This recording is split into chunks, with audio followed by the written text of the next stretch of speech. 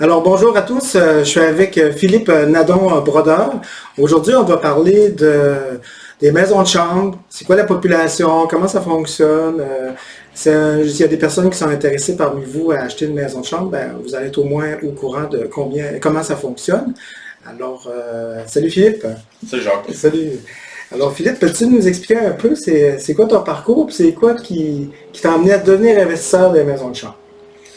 Ben, les maisons de chambre, ça a commencé, c'est dans notre famille, ça fait plusieurs générations. Mon grand-père en avait une.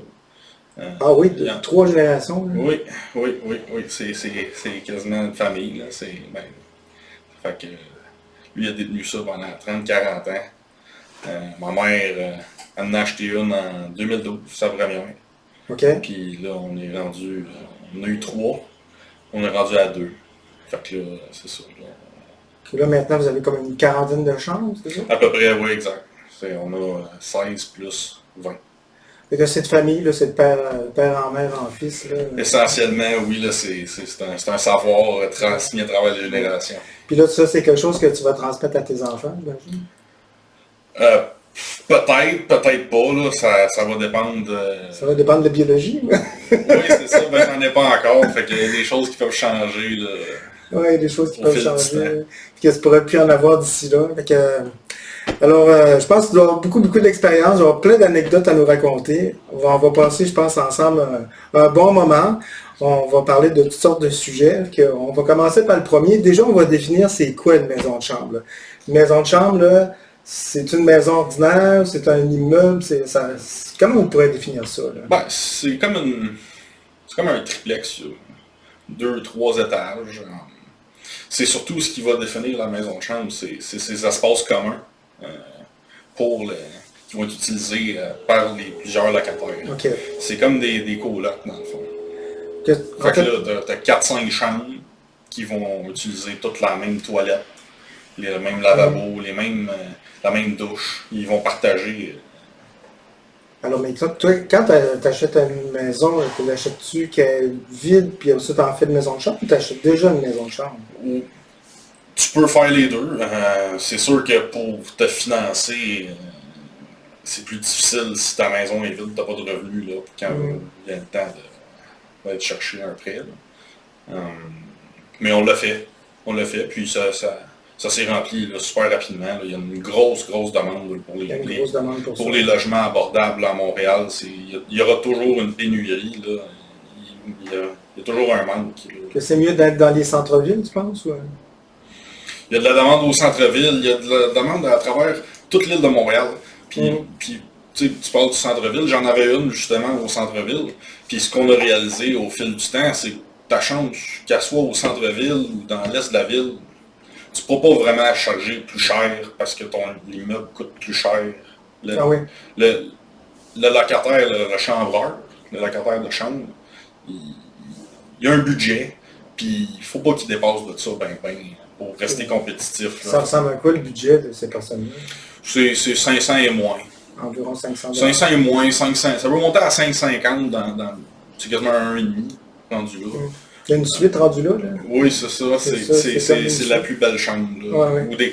Il y a tu peux louer plus cher si tu as, mettons, une toilette juste partagée avec une autre chambre. Tu sais, dans un hôpital où tu es deux patients qui partagent une Ouais. toilette. OK.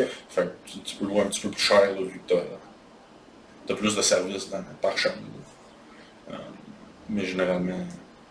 Que ça peut être en fait, finalement une maison pas mal ordinaire qu'on transforme en chambre. Ben oui, c'est ça. Tu peux en avoir un bungalow 2 étages, tu fais 4 chambres à l'étage, Ouais. 3 chambres au sous-sol, puis tu as 2 toilettes, deux salles de bain. OK.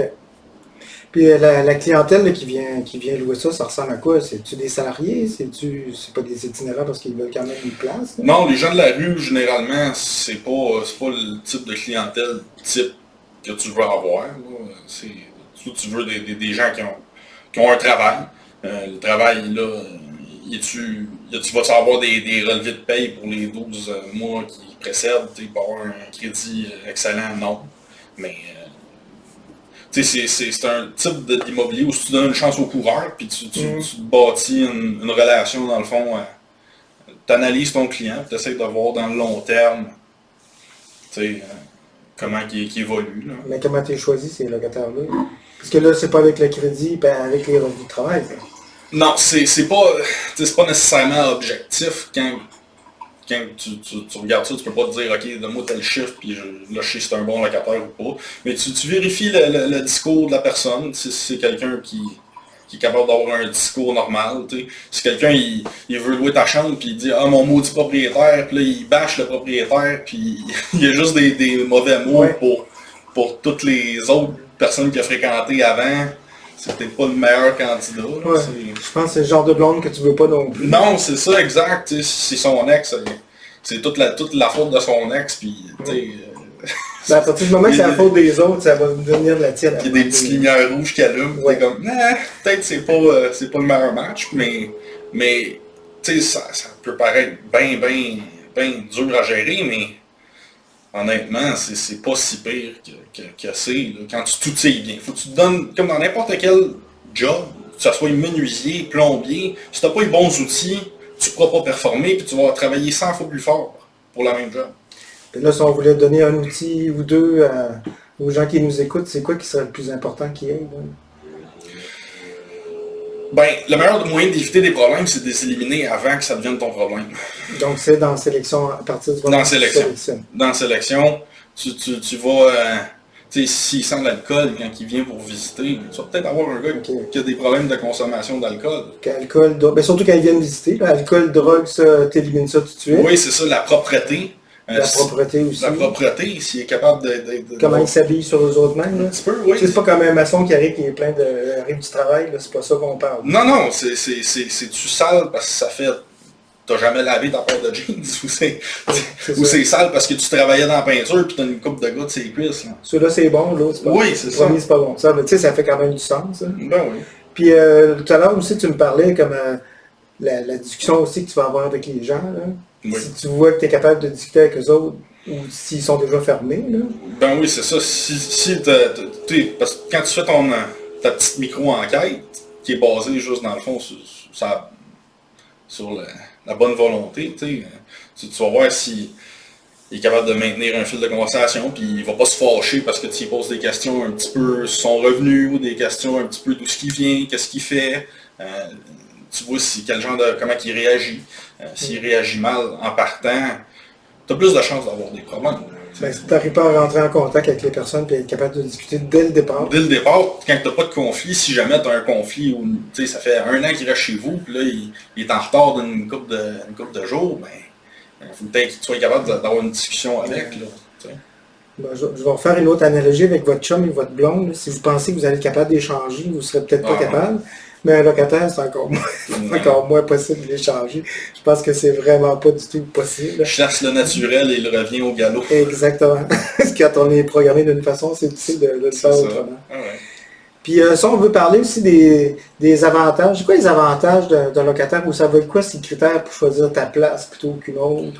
Comment il fait? C'est quoi qui est important pour lui? La sécurité? C'est quoi qu'il cherche? Ben, c'est sûr, nous, pour la sécurité, on a installé des systèmes de caméras.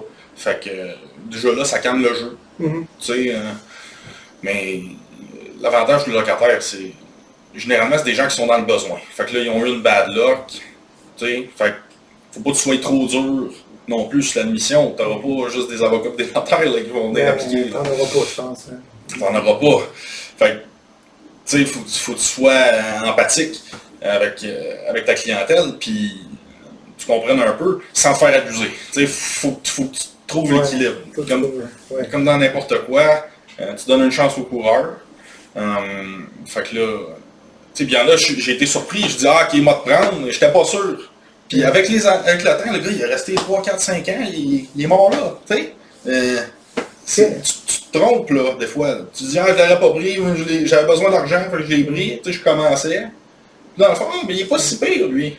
Tu sais, tu te fais un flair, tu te fais un œil là, pour le... Ben, en fait, ça finit par être l'expérience. C'est pas juste l'intuition. Oui. L'intuition, c'est bien beau, mais c'est... L'intuition, c'est surtout basé sur l'expérience qu'on a. Non, mais s'il est agressif, t'en veux pas. Ça, je pense que c'est un des... Ça, c'est fondamental. C'est un de mes principaux points où je vais discriminer. Si t'es agressif, je veux rien savoir. En plus, il est agressif, puis il commence à... Je veux dire, il veut déjà avoir ton logement, puis il est agressif. Imagine-toi après. C'est ça, exact. Ça va juste exact. s'amplifier. Là. Tous les petits problèmes, ça devient juste plus gros après. C'est ça. Faut que tu sois capable de raisonner avec, puis il faut que tu sois patient. Que ces chambres-là, c'est loué au mois? Oui, c'est ça. Ben, c'est des... Si tu peux faire du Airbnb ou tu peux faire des bails à durée indéterminée, tu peux faire un bail d'un an si tu veux, mais nous autres, on fait des baux à durée indéterminée. On se gèle pas dans le temps nécessairement. Tu fais un bail de la régie du logement. Si tu regardes l'aspect légal, là, toute location implique un écrit obligatoire. Bon, qui est vraiment un minimum. Là. Mais essentiellement, là, dans les faits, c'est un bail de la régie du logement à durée indéterminée. Puis c'est ça, là. Tu mets ton prix mensuel, puis tu coches qu'est-ce qui est inclus. Puis là, ça inclut quoi? C'est meublé? C'est meublé, la literie, pas la literie, là, un lit, une commode. Une chaise. Une lampe de chevet, table de chevet. Pas de lampe, pas de lampe. Pas de lampe. Non, faut pas que t'en fournisses trop, parce que sinon c'est... Ça va être brisé au volet. Hein? Oui, c'est ça, exact. Oui. Tu dois bien faire des règlements aussi à l'intérieur, là. Oui, c'est ça, pas de couvre-feu, là, tu sais, pour la paix, après 8 heures, là, ta musique, on va pas l'entendre, là, puis il faut garder, c'est un aspect communautaire, là, fait Ben, déjà, entre des voisins ordinaires, là, les premiers conflits qui arrivent, c'est justement à cause du bruit. C'est la première affaire. Après ça va être la clôture, le territoire. Le bruit, le territoire. Puis après ça, il y a celui qui saute la clôture. Bien sûr, c'est notre affaire. C'est-tu mixte, justement? Oui, nous autres, on n'a pas de problème. On aime ça. Les femmes, généralement, c'est... T'aimes les femmes? C'est fouillé. Okay. Non, mais c'est pas ça. C'est une majorité d'hommes. C'est pas ça qu'il voulait dire. Comme client, il faut parler. Même ça calme le jeu. C'est bon d'avoir les deux sexes parce que... Juste des femmes, c'est pas bon, puis juste des hommes. Non, c'est ça. C'est bon avec les deux. Puis après ça, pour les locataires, je regarde aussi les autres points qu'on voulait parler. On parlait qu'il y avait des faibles revenus, c'est évident. Là. Oui, c'est ça. Puis les gens, ils vivent comme tu disais tout à l'heure, en communauté. Puis oui, exact. Mais ça prend des logements pour... Tout le monde a besoin de se loger. C'est sûr que ça prend des logements. Là. Mais c'est sûr que c'est des gens... C'est quand même une catégorie de population... c'est pas normal. Ils l'ont eu rough. Ils l'ont eu rough, mais tout est là pour leur fournir là, un minimum de stabilité. Puis il y en a, ça fait 5, 6, 7 ans là, qu'ils sont chez nous. Là, puis, ils sont là pour tout le temps. Oui, eux autres... Ils doivent aimer la routine et être contents d'être là. Oui, c'est ça. Ça fait 7 ans qu'ils payent à la semaine, puis tu peux l'avoir à la semaine. Il y en a qui payent au mois. Puis pour toi, comme propriétaire, c'est quoi les avantages? Parce qu'il y a quand même beaucoup de gestion quotidienne à faire. Là. Écoute, la location, tu n'auras jamais de problème à te trouver un locataire. C'est jamais vacant. La demande, là... C'est presque jamais vacant. Il n'y en a pas. T'as-tu une liste d'attente? C'est loué en dedans de 2 jours. Là. Wow. Il y a tellement de demandes pour les logements. Là, OK, c'est tout le temps plein, finalement. Tout le temps. C'est plus payant qu'un logement normal? C'est sûr. On parle pour 16 chambres, là, ça rapporte quasiment 100 000 $ par année de revenus bruts. De revenus bruts? Oui. OK. Ça commence à faire un bon chiffre d'affaires. Oui. Puis là-dessus, tu dois payer tes taxes municipales, scolaires, les assurances. Et nous autres, on fournit l'électricité, on fournit... On fournissait le câble avant, mais on a optimisé ça, on fournit l'antenne. Fait que l'antenne, tu te payes une fois, puis là, t'as plus de trouble avec. T'as plus de trouble avec, ton signal rentre tout le temps, c'est du haute définition. Puis t'as-tu d'autres affaires à payer en plus? Les assurances, ça doit-tu être cher pour ça? Je pense... c'est en bas de 5 000. 5 000 ou en bas de 5 000 par année. Ça coûte plus cher qu'une assurance standard. C'est plus cher qu'un bloc ordinaire, mais... Ça, tu finançais avec... Tu pas financer, excuse-moi, c'est des formations professionnelles. Ça, tu vas assurer ça avec un courtier en assurance? Oui, c'est la... Ça ne vaut pas direct le Desjardins. Là. Non, ça c'est la Lloyds. La Lloyds. La Okay. Lloyds. Ouais, Lloyds. La Lloyds, eux autres, ils gèrent des risques plus grands. Oui. Cool. Bon, donc là, il y a beaucoup de gens qui cherchent des logements abordables. Oui. La flexibilité, c'est parce qu'ils peuvent rentrer puis sortir de là assez facilement. Oui, exact, c'est au mois, donc s'ils aiment ça, ils restent, s'ils n'aiment pas ça, ils peuvent s'en aller, là, sont libres. Là. Puis les services que tu offres, ben, c'est minimum. C'est meublé, puis chauffage, électricité. Ah, nous autres, Il y a une cuisine, on garde ça au minimum. Ou avant, on fournissait plus, là, on fournit juste l'Internet, l'antenne, that's it. Puis la cuisine, est un petit peu équipée? Ouais. La cuisine, il y a un poêle, là. C'est tout? Poêle frigère? Mais nous autres, on ne s'occupe pas de fournir des casseroles. Des casseroles. Des assiettes, des fourchettes. Ils s'organisent avec ça. Puis souvent, il y en a qui en trouvent, puis ils les amènent, puis ils les laissent là. Dans les chambres, as-tu comme un petit frigidaire? Oui, absolument. Ils ont tout un petit frigidaire. Ça fait partie des inclusions. Là, je vais te poser une question. Je ne sais pas si tu connais la réponse, hein, mais sais-tu... Parce que je sais que la CHL, elle va assurer, elle va en financer des maisons de chambre. Là. Il y a des critères de base, je pense. Il y a une dimension minimale, puis ça prend une toilette, puis un frigidaire, je pense, minimum. Es-tu au courant, ça? Pas au courant de ça. Bon, c'est des critères particuliers là. On va revenir avec ça, je vous le promets. On va vous trouver quelqu'un qui sait faire le financement de ça. Alors, on va passer au 4e point. Puis comment tu as fait pour optimiser le processus pour avoir, parce que tu me parlais de ça tout à l'heure, tu as mis en place un processus pour avoir plus de temps. Oui. Parce qu'il y a quand même toute la gestion, le monde qui oublie les clés, qui viennent pour rentrer, ils n'ont pas les clés, ils sortent de leur chambre, la porte elle se barre en arrière. Ben, ton premier outil qui va régler les petits problèmes, ça va être ton concierge. Si tu veux avoir plus de temps, puis un concierge. Ça te prend un concierge. Première chose, avoir un concierge. Oui, parce qu'il va régler les ouvertures de porte, il va régler Sinon, il faut que tu dormes quasiment là sur place. Hein? Les petits problèmes. Sinon, il faut quasiment dormir là sur place. Ben, c'est sûr, s'il perd sa clé, ça prend quelqu'un pour ouvrir la porte. C'est ça. Que ta maison de chambre, il ne faut pas qu'elle soit à 40 km de chez toi si c'est toi qui gères tout. Oui. Mais moi, je te conseille fortement d'avoir un concierge. C'est-tu souvent un locataire dedans? Oui, ben, les gens, ils se présentent à toi. Je peux-tu être concierge? Hey, j'entends tout dire. Bon, que là, tu as l'embarras du choix du concierge. Ah, ils veulent tout faire le concierge. Bon, puis du concierge, tu choisis comment, là? Parce que si déjà tu as misère avec les gens qui ben, sont si c'est un bon locataire, si j'ai pas de trouble à me faire payer, s'il est stable, si c'est propre dans sa chambre, parce que ça va être sa job de faire le ménage. S'il n'est pas propre dans sa propre chambre, il y a peu de chance on va avoir de la difficulté. Que le concierge il fait le ménage, il va faire visiter les chambres. Exact. Il va comme présélectionner les gens ou il présélectionne? Il présélectionne. Toi, tu vas passer l'entrevue après ça avec eux autres pour voir si tu les prends ou pas. Ben, moi j'ai un gérant en plus. En plus d'un gérant. Oui, moi j'ai plusieurs soldats. Moi j'ai plusieurs soldats. Fait que là j'ai ma ligne de front, j'ai ma ligne en deuxième ligne, puis moi je suis en troisième ligne. Fait que dans le fond, je maximise mon temps là, puis je règle moins de petits problèmes. Je m'occupe des plus gros problèmes. Que toi, ta job, c'est de collecter au début du mois. Oui, moi je fais la collecte. Parce qu'il n'y a personne qui va se mieux occuper de mon argent que moi. Parce que... Ben, moi, je pourrais m'en occuper. Non, mais c'est ça. Tu vas t'occuper de moi. C'est ça. Fait que pour ma collecte, moi, ce que j'ai décidé de faire, puis qui fonctionne super bien, puis même quand j'ai été surpris d'à quel point ça va bien, c'est l'autopaiement. J'ai fait une porte sécurisée. Puis là, je laisse des enveloppes. Puis là, le monde, ils mettent leur argent, ils écrivent leur nom, leur numéro de chambre. Puis là, ils envoient ça dans la porte sécurisée. Une porte sécurisée comme une porte blindée? Oui, exact, c'est ça. Puis quand moi, ça fait mon affaire de passer sur place, ben moi, je ramasse mes enveloppes, puis je fais mon suivi. OK. Et là, tu as du monde qui paye à la semaine puis au mois. Là. Oui, exact. Puis moi, j'ai un suivi informatisé là, pour les paiements. Ça va.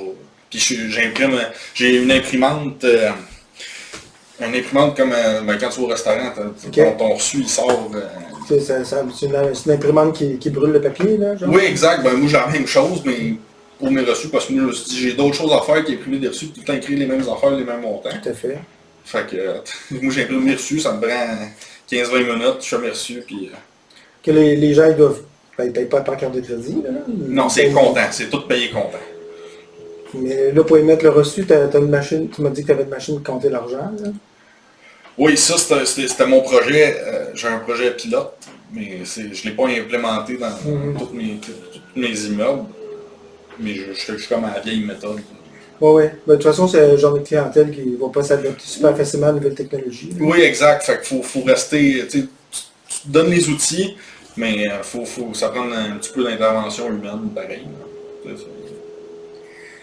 Puis sinon, ben, as-tu des problèmes là-dedans? Est-ce que la police intervient souvent? Écoute, ça peut être surprenant, là, mais c'est pas si pire que ça. Non. Tu sais, il y a Eric qui est dans notre groupe là, qui s'en occupe là, d'une manière là, magistrale, rien à dire. Là.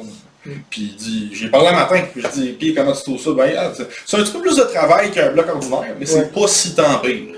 Mais il y a plus de profit. Ben oui, la rentabilité est là. Parce que tout le monde ferait ça sinon. Hein. Ben oui, c'est sûr. Bon. C'est quoi à ton avis, là, on sort un petit peu de la trame qu'on s'est donnée, mais ça serait quoi les qualités principales de quelqu'un qui achèterait ça? Qu'est-ce que ça prend comme expérience puis comme qualité pour gérer un immeuble de rente? Ben, ça prend. Faut que tu sois présent. Faut que tu sois présent, faut que tu sois persistant. Tu sais, mettons, il y en a un qui est en retard, ben, tu dis, bon, tu vas payer quand? Tu vas payer le 5, ok, le 5, mais le 5, faut que tu sois là. Il faut être à son affaire. Oui, il faut que tu sois à ton affaire, faut que tu le suives, là. Faut que tu le veuilles plus que lui qui le veut, là. Je veux le garder. Tu prends quand même un peu d'expérience en immobilier, je dirais. Là, moi, j'ai commencé, je n'en avais pas. Ben oui, mais t'en avais, c'est le père en fils, là, ton grand-père, t'as dû petit. Ils m'ont pas rien montré de ça. Ils t'ont rien montré que c'est naturel, finalement. Là. C'est, ben, on en parlait à la maison, puis on essaie de résoudre les conflits en famille, mais c'est moi qui n'étais pas rien avec le concierge, c'est moi qui le gérais. Ouais, effectivement. Tu sais, c'est... À un moment donné, c'est ma job, fait que... C'est ta job, puis t'apprends. C'est ça, puis tu fais des erreurs, puis t'apprends. Ah oui, puis t'essaies de... Ben, dans la vie, tu vas tout le temps faire des erreurs, mais c'est pas de faire la même erreur 2 fois. Ben, le moins possible. Parce que quand tu fais la même erreur 2 fois, 3 fois, c'est parce que là... C'est parce que c'est soit t'es pas réveillé la première fois. Ben, c'est ça, faut que tu sois réveillé. Ou t'étais pas réveillé la deuxième fois. C'est ça. Ou t'es jamais réveillé, finalement. Ouais. Ben là, si on veut faire un petit wrap-up de tout ça, c'est quand même des immeubles qui vont vous demander pas mal plus de gestion qu'un immeuble ordinaire. Les rendements sont pas mal... Tu dis ben, ça, je dis ça, là, puis c'est pas vrai. Ça, là, moi, là, j'ai Eric qui s'occupe de ça. Oui, mais c'est parce que tu as mis tout en place un J'ai mis tout en place. Sinon, je pourrais bien avoir aussi tes propriétaires occupants, puis là, c'est sûr que tu vas faire le concierge, puis tu vas faire le gérant, puis tu vas faire le propriétaire. Là, tu t'achètes une job. Oui. Un peu comme quand tu t'achètes un immeuble pour mettre des personnes âgées dedans. Là. Ben oui, c'est sûr. Et là, c'est pas des personnes âgées, là, mais des personnes autonomes. Là. Oui, ben oui. Mais qui ont besoin d'un peu plus d'encadrement que d'autres personnes. Oui. Fait que là, c'est des immeubles avec plus de revenus. Oui. Ben, en tout cas, plus payants, du moins. Mais, OK, tu as un petit peu plus de gestion, mais c'est pas si tant pire que ça. Tu as peut-être 20%, 30% plus de gestion qu'un immeuble avec le même nombre de chambres. Fait que ça vaut quand même la peine. Mais tu as 2 fois plus de rentabilité. Ça vaut plus la peine. Moi, j'avais plein de préjugés là-dessus, les maisons. En parlant avec Philippe, ça m'a permis de mieux comprendre c'était quoi le type de personnalité des locataires qui sont là-dedans, que c'est pas si pire que ça. Ça se gère bien avec l'expérience, si vous êtes bien capable de dealer, surtout de bien choisir les locataires. Tu choisis t'as une bonne clientèle au départ, c'est la clé du succès. Puis dans ton équipe, de choisir aussi les bonnes personnes, c'est-à-dire le bon gestionnaire, le bon concierge. Oui, puis ça prend un bon gestionnaire. Puis après ça, de s'assurer que tu vas créer une communauté, puis qu'il va y avoir de la cohésion là-dedans. Oui, il faut qu'ils s'accordent ensemble. C'est sûr, des fois, il y en a un qui va sortir du lot. Bon, mais ça va... Tu sais, quand il y en a un qui ressort du lot, il va lui-même se sortir de la gang. Parce qu'il ne fitera pas. Si tu as une bonne majorité, si tu en as un qui n'est pas bon, il va ressortir tout seul. Parce que les autres ne toléreront pas ça. OK, ouais. Puis peut-être le dernier petit aspect qu'on pourrait discuter juste avant de fermer tout ça, ça serait le financement. Là. Le financement, ça reste toujours un petit peu la clé la plus difficile. Les banques sont pas très chaleureuses quand vous amenez un produit comme ça à financer. Que souvent, ils financent comme à 65%, puis là, on exagère, là, des fois, c'est même pas ça, c'est 65% de la valeur économique. Oui. Puis des fois, la valeur économique de ça, on est loin de ce que c'est la valeur marchande. Alors, dans un prochain webinaire, on va regarder comment on peut financer une maison de chambre, soit avec la CHL ou sans la CHL, les ratios d'endettement, puis comment on peut calculer la valeur économique de ça. Et puis, on en fera une petite série sur les maisons de chambre. Alors, je te remercie beaucoup. Ça a Merci, été Jean. super. Merci beaucoup. Fantastique. À Salut. bientôt, la gang.